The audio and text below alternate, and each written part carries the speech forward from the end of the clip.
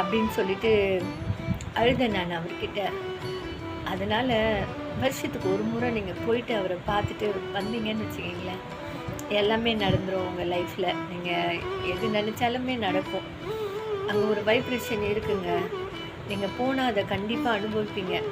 என்னோடய 49 வயசு வரைக்கும் எனக்கு அந்த வீடு குடுப்பனையே இல்லைங்க. நான் வாங்கியிருக்கேன், நிறைய வீடு வாங்கினேன்.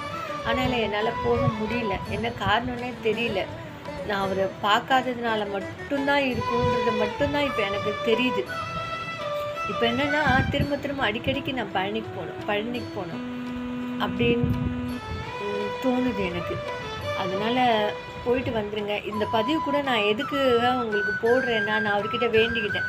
என்னை மாதிரி யோசிக்காதவங்களாம் இருப்பாங்க, நான் அவங்களுக்காக போடுறேன், நான் உங்களை பற்றி நான் சொல்கிறேன் அப்படின்னு சொல்லி போட்ட பதிவு மட்டும்தான்